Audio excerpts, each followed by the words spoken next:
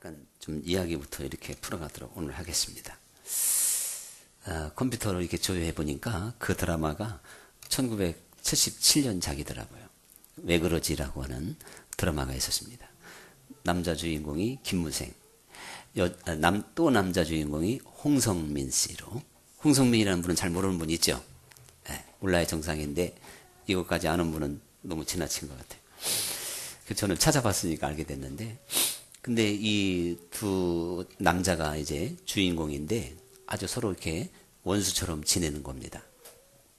그런데 그런 사연이 있거든요. 그래서 그 이후로 10대, 20대부터 뭔가 원수가 될 수밖에 없는 사연이 있었는데, 이것이 그냥 앙금이 사서 앙금이 돼가지고 평생 60대가 됐는데도 지금 원수지간인 거예요. 그런데 하필이면 또 원수는 외나무 다리에서 만난다고 같은 동네에서 살잖아요.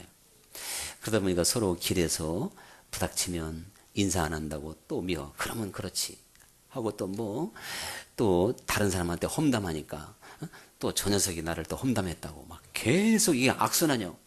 날이 가면 갈수록 더 밉고 더 싫고 꼴도 보기 싫으면 싫었지 이게 좋아질 가능성이 전혀 없는 겁니다. 그러다가 여자 그 딸이 혜은이 씨가 딸이 이쪽은 현석이라는 사람이더라고. 그 둘이 또 좋아져 가지고 어떻게 나중에는 이렇게 이제 화해가 되는 그런 사연인데요. 이게 20대 때, 10대, 20대 때 서로 이렇게 라이벌로 원수처럼 지냈던 이것이 서로 견제하는 마음이 계속 30대, 40대, 50대, 60대까지 연결이 되면서 그냥 얽히고 설키고 더해지고 더해져서 도저히 풀 수 없는 철천지 원수처럼 돼요. 근데 그분들 보면 길에서 만날 때마다 서로 볼 때마다 기분 나쁜 거예요. 먼저 또 인사 안 한다고 기분 나쁘고. 자, 그런 참 제가 드라마가 생각이 납니다. 또 그런가 하면 아주 그 로미오와 줄리엣이라고 하는 유명한 이제 작품도 그 몬타규가와 캐블릿가 두 가가 아주 그 가문적으로 그냥 철천지 원수잖아요. 그러다가 이제 로미오와 줄리엣이 서로 사랑하다가 그만 함께 죽는 비극으로 끝나서 결국은 서로 뉘우치고 이제 화해하게 됐다 하는 그런 내용인데, 이 두 가문은 길에서 만나면 말이죠, 서로 싸우기가 일쑤예요. 그래서 로미오도 그만 캐블릿가의 사람을 그 줄리엣의 삼천벌 되는 사람을 죽이는 그런 비극도 이제 벌어지게 됩니다. 그래서 하인들이 싸우고 막 하여튼 걸핏하면 계속 싸우는 두 가문이 돼버리고 말았습니다. 근데 사람들은 두 가문과 아까 말한 드라마에서도 말이죠, 왜 우리가 이렇게 서로 미워해야지? 왜 저 사람이 나를 보면 인사를 안 하지? 또 자꾸 시비를 걸지? 좋은 소리는 하지를 않지? 나에 대해서 이렇게 냉정하지?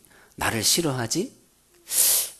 그런 것에 대한 근본적인 것을 못 보고 자꾸 그날 그 다음날 가도 마찬가지예요. 또 그 다음날 가도 마찬가지고, 이렇게 악순환 되다 보면 도저히 사람의 힘으로 풀 수 없는 아주 원수지간이 될 수밖에 없잖아요. 그런데 이 근본 원인이 뭘까?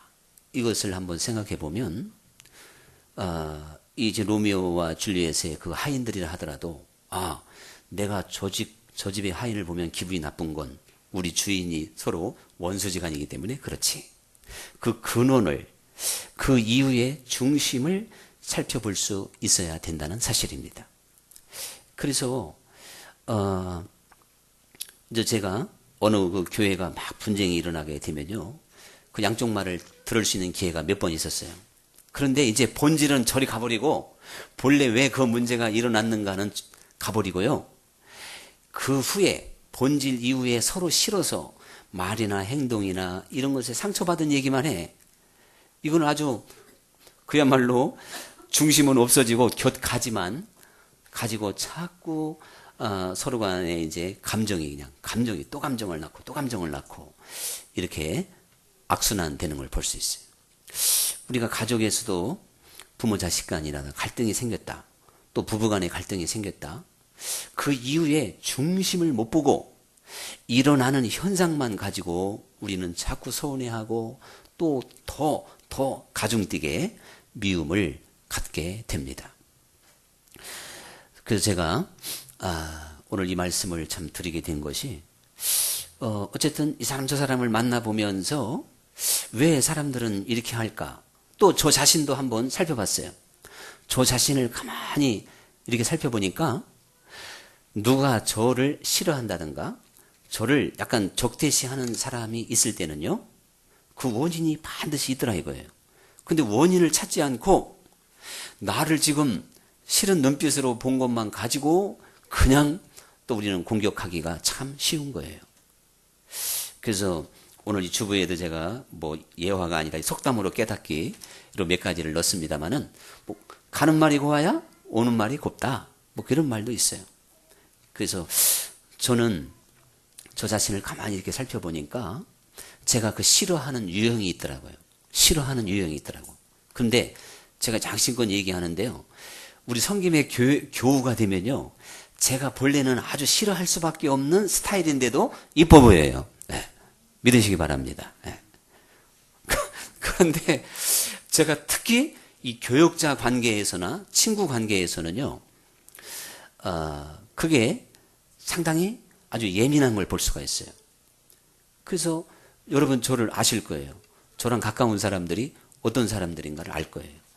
일본으로 싫은 사람이 이 부르주아적인 사람을 제가 싫어합니다.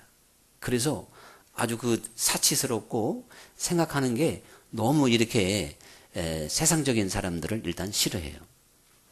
그리고 천성적으로 가난한 사람들은 무조건 좋아요. 그 이상한, 이게 좀 병적인 거예요. 병이 아니죠. 근데 그 사람이 흠이 있던 뭔가 진짜 제대로 그 어떤 직분에 걸맞지 않는 그런 모습이 있어도 그게 다 긍휼이라고 하는 마음으로, 불쌍히 여기는 마음으로 내가 좀 붙잡아줘야 되는 사람이지, 이런 마음으로 늘 바라보니까 내가 생각해도 이야 참 이거 오세영 목사 참 대단하다. 어떻게 저런 사람을 진짜 그 정말 누가 봐도 형편없는 사람을 감싸주고 거두어주고 도와주려고 하는 마음을 가질까. 제가 그런 생각을 해보면서 그렇다면 참 하나님도 우리를 얼마나 불쌍히 여기고 긍휼히 여기실까 하는 그런 또한 깨달음을 제가 얻게 됐어요. 아니 한 사람의 인간인 오세영 목사도 한 사람에 대하여 정말 제가 생각해도 엄청난 긍휼과 그 이해심으로 받아주는데 하나님은 우리 인간들을 얼마나 이해해주고 얼마나 감싸줄까, 그런 생각을 제가 참 해보기도 했습니다.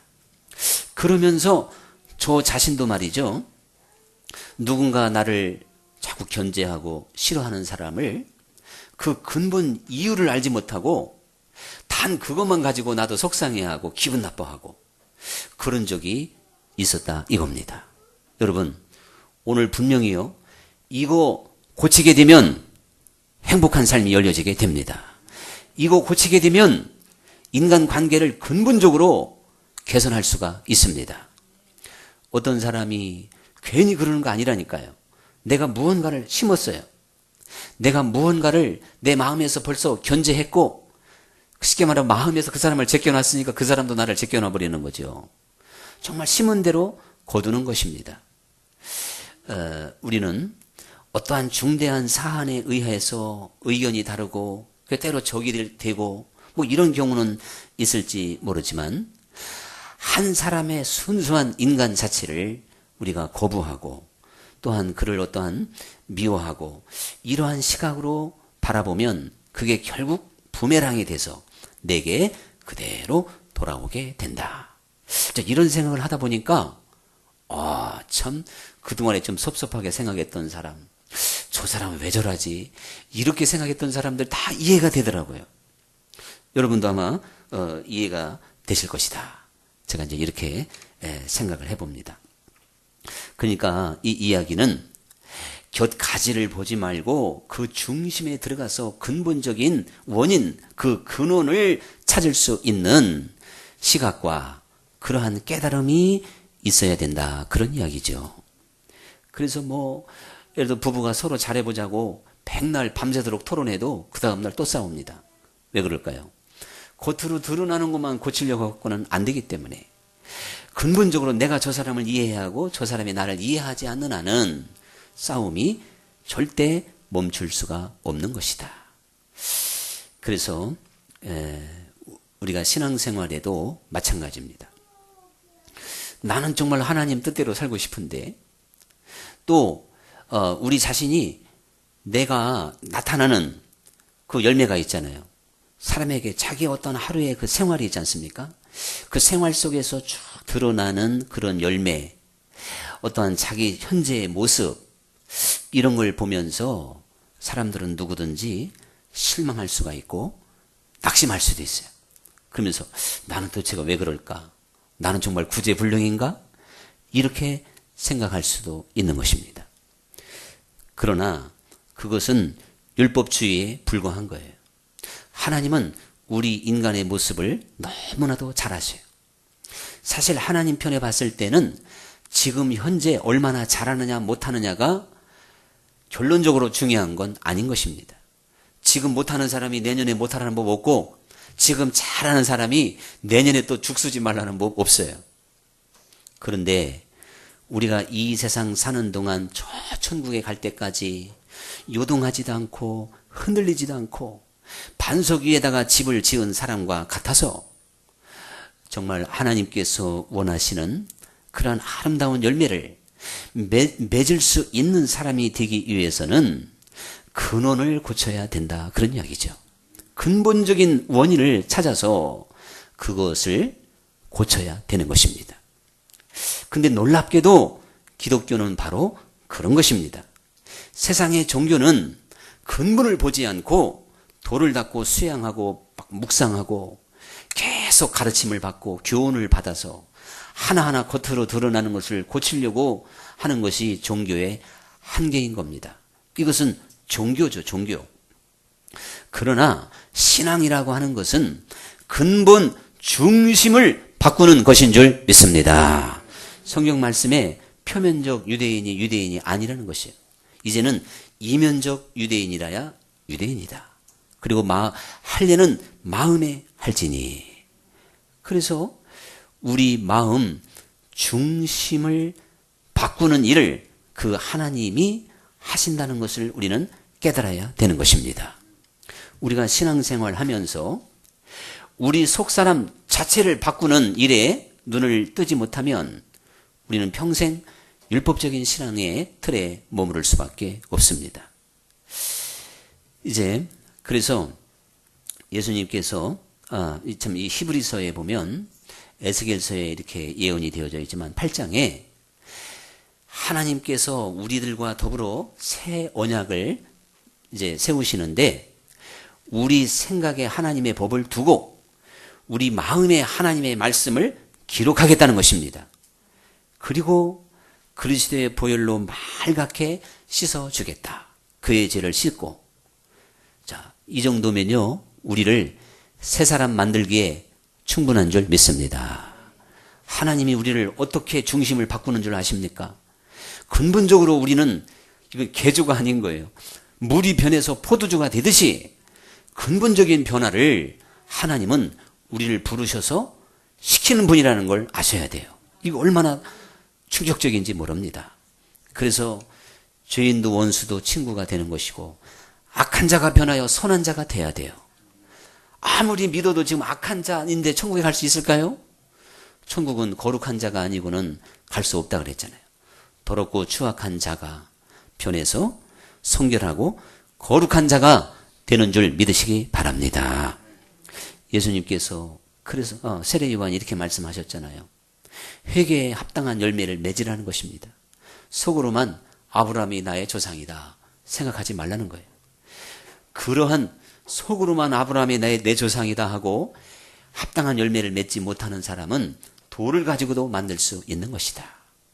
그러나 하나님의 참된 백성은 나는 너희에게 물로 세례를 주었거니와 내 뒤에 오시는 이는 불과 성령으로 세례를 주리니. 그래서 알곡과 쭉정이를 가르는 분이라는 것입니다. 우리는 그리스도께 부름 받기 전에는 다 쭉정이었잖아요. 그러나 주님께 부름 받은 다음에는 우리를 알곡으로 만드시는 분이세요. 어떻게 알곡으로 만들까요? 성령과 불의 상징이 무엇이겠습니까? 물 세례는 말 그대로 물 세례 요단강에 들어갔다 나옴으로 겉으로만 나 이제 세례 받았어 이렇게 달라질 수밖에 없는 거예요. 그러나 성령과 불로 세례를 받는 건 아니 불 세례를 진짜 받으면 머리 다 타요. 어떻다고? 우리의 속사람을 다 태운다는 뜻인 줄 믿습니다. 불 세례를 물 세례 받듯이 받았다가는 다 탄다니까. 여기 다 여전히 안 타고 남은 거 보니까 진짜 불 세례로 우리가 죽는 게 아니죠. 속사람이 죽는 것입니다. 그리고 성령은 마치 불방망이와 같고 좌우의 날쌘 예리한 검과 같아서 우리의 혼과 관절과 골수를 쪼개고도 남는 줄로 믿습니다.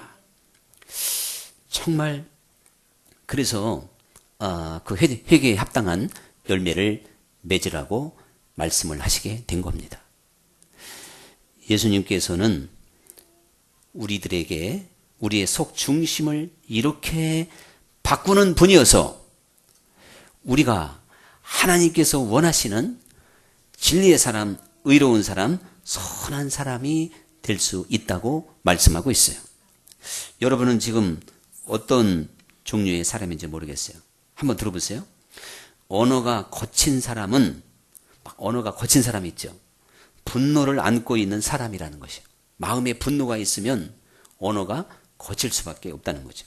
또 그 부정적인 언어 습관 꼭 안 된다 그러고 뭐든지 그 자신이 없어 하는 이런 그런 마음을 가진 사람은 즉 습관적으로 마음에 두려움이 있기 때문에 그렇다는 것입니다.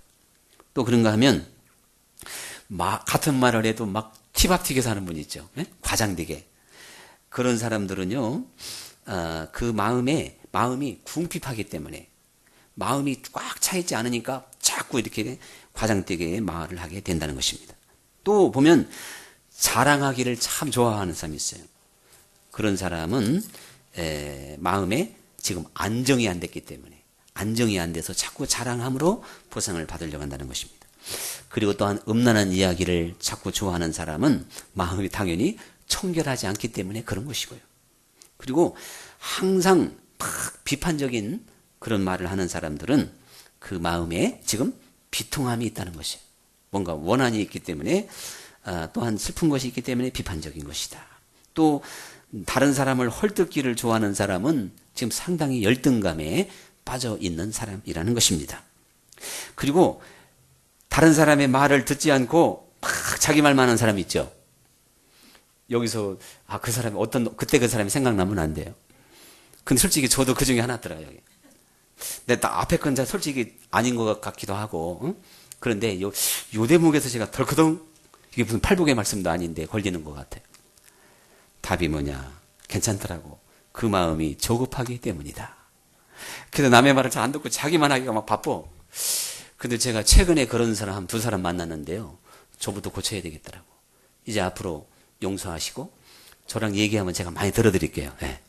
근데 저는 제 앞에서 말 안 하면 제가 하니까 말 안 할 때 저는 합니다. 말 많이 하는 사람 있으면 안 해요. 우리 교회 딱 두 분 앞에 있으면 가만히 색시가 되는 거야. 그 다른 분은 안 하니까 분위기가 이상하니까 제가 그냥 막 또 얘기를 하죠. 근데 두 사람이 딱 이제 한 사람밖에 안 됐어요. 할렐루야.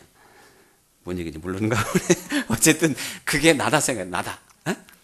남의 말 안 듣고 내 말만 앞세우는 그런 사람들은 이제 있죠. 이것이요 우리의 속사람의 모습을 그대로 보여주고 있는데 여러분 엘리사 시절에 여리고가 위치도 좋고 또 땅도 좋아요. 그런데 이 과실을 못 맺어요. 그러니까 엘리사가 물이 안 좋아서 못 먹어요. 물이 안 좋아서 물의 근원으로 갔어요. 그리고 새 그릇에다가 소금을 담아가지고 소금을 그 물 근원 중심에다가 던졌더니 물이 고쳐져서 그 이후에는 죽거나 썩거나 열매 맺지 못하는 나무가 없더라.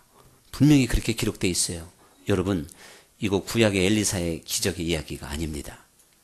하나님은요, 지금 열매 맺지 못하는 우리들을 부르셔서 우리 속 중심에 그러니까 소금을 던지듯이 성령의 불을 떨어뜨리시고 성령을 주셔서 우리로 하여금 우리 중심을 바꾸는 분인 줄로 믿으시기 바랍니다. 예수님께서 그랬잖아요. 사람을 더럽게 하는 것은 그 입을 통해서 들어가는 게 더러운 게 아니라는 거예요. 제가 오늘 얼굴 참 깨끗하죠? 근데 참 과일 많이 먹고 채소 먹고 뭐 이렇게 물 많이 마시니까 이게 지금 30대 피부예요. 근데 열흘만 지나가면 다시 또 50대 피부로 또 바뀌어져 버려요. 근데 계속 제가 그렇게 평생만 할 수 있으면 30대 피부일 텐데 여성분들은 한번 도전해 보시기 바래요. 네. 제가 금식을 하면 느끼는 게 참 내가 그동안 너무 많이 먹었구나. 참 평상시 먹는 거 3분의 2만 먹어도 되는 걸 너무 많이 먹었네. 물 한 잔만 먹어도 힘이 팔깍 나는 게 육신의 체질인데 우리는 불필요하게 참 너무 많이 먹는구나. 그런 생각을 해봤어요. 너무 많이 먹는다 그러니까 인상스러운 분이 많네. 그럼 계속 드시고 잠깐만 뭐. 그런데요, 사람의 속에서 나오는 것이 그 사람을 더럽게 한다는 거예요. 그래서 음란, 정욕, 시기, 미움, 도적, 살인, 이런 어떠한 그 속에서 나오는 것이 그 사람을 더럽게 하느니라. 이렇게 말씀하시며 예수님이 형제에게 옛말에 율법에는 살인하지 말라. 살인하는 자마다 심판을 받을 것이다. 이렇게 말씀하였거니와 나는 너희에게 이르노니 형제에게 노하는 자마다 심판을 받는답니다. 분노하는 자. 그것은 살인한 사람을 심판하는 것과 똑같아요. 원어적인 단어가. 그리고 나가라 하는 자는 공회에 잡힌다는 거예요. 나가라가 뭔지 아시죠? 욕설하는 거. 욕설하면. 공회라고 하는 건 유대 재판이 아니라 로마 재판이라고 그랬잖아요. 사형까지 내립니다. 유대 재판에서는 사형은 없지만. 그런데 미련한 놈이라 하는 자는 그냥 이건 심판할 것도 없이 그냥 지옥불로 직행이랍니다. 야, 이것도 제가 믿으면 구원받는데 왜 이렇게 말씀이 되어 있을까? 이것도 더군다나 산상수훈의 말씀에 성경 중에 성경이고 새 계명이고 천국 시민의 헌법입니다. 그 말씀대로 이대로 살지 않으면 다 모래 위에다가 집을 지은 자다. 주님은 이렇게 말씀을 하셨는데, 이렇다면 오늘 우리는 예수님의 말씀을 가감하지 말고 그걸 그대로 받아들여야 돼요. 또 정말 영적 세계의 눈이 열렸냐 귀가 열렸느냐 차이는 바로 여기에 있는 거예요. 이거를 그대로 인정할 수 있느냐 없느냐의 실력입니다. 이거를 이해를 못하고 그거를 하나의 교훈에 그치고 율법적인 차원을 강조하는 쪽으로 해석한다면 중심을 바꾸고 새 사람 만드는, 정말 옛사람이 새 사람이 되는 그러한 기독교의 진정한 진리에 눈을 뜨지 못한 사람이다. 이렇게 우리는 결론을 내릴 수밖에 없습니다. 우리는 주님께 부름받아서 우리의 중심을 얼마나 바꾸었습니까? 중심을 바꾸면 진정한 안식이 옵니다. 중심을 바꾸면 죄질 생각이 끊어집니다. 죄의 유혹을 느끼는데 죄 안 질 사람이 있어요? 천하장사도 안 되는 거예요. 힘써도 안 되고 애써도 안 되고, 그래서 믿음으로 가는 나라가 천국입니다. 여러분, 믿음으로 산도 옮겨가는 거예요. 믿음으로 뽕나무가 뽑혀요. 이 중심을 바꾸는 게 참된 믿음의 세계입니다. 이거를 그리스도가 하시고 성령이 하십니다. 하나님의 말씀을 우리 생각과 마음판에 기록하여 우리의 심령을 완전히 갈아엎어서 기독교적인 회개를 통하여 새 사람 만드는 것이 기독교입니다. 이렇게 신앙생활하지 않는다면 신앙생활의 의미가 무엇일까요? 제가 볼 때는 불교 신자와 다를 바가 전혀 없습니다. 오늘 우리를 길이요 진리요 생명의 길로 이끄시는 주님이 이것을 가리켜 좁은 길이라고 말씀을 하셨습니다. 항상 하나님의 말씀은 귀 있는 자만 들을 수가 있습니다. 우리가 정말 지금도 살아계셔서 우리의 중심을 흔드시고 우리로 하여금 철저하게 깨뜨리시고 회개시키고 정말 불로써 태워버리시는 권능의 하나님이 우리의 심령을 새롭게 창조할 수 있기를 간절히 축원합니다. 창세기의 그 기록 그대로 아무것도 없는 공허, 어두움, 무질서한 거기에 하나님의 신령한 영적 창조가 이루어져서 하나님 보시기에 아름답고도 훌륭한 하나님의 자녀들의 영혼으로 또한 그 삶으로 내 삶이 곧 열매라니까요. 이것이 곧 믿음의 현 주소라니까요. 다른 어떠한 말에 귀 기울이지 마시고 이 진리 가운데 굳건히 설 수 있기를 간절히 축원합니다. 오늘의 찬양 드리겠습니다.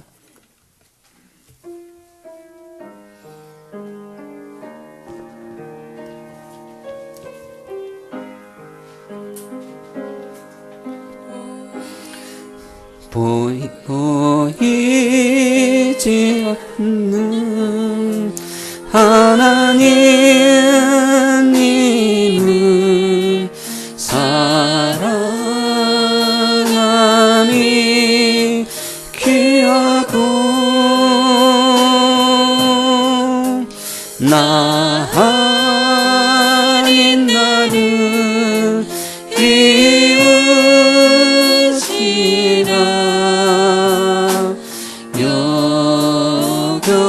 여겨내 남아도 너희와 수는 미워하라 하는 것을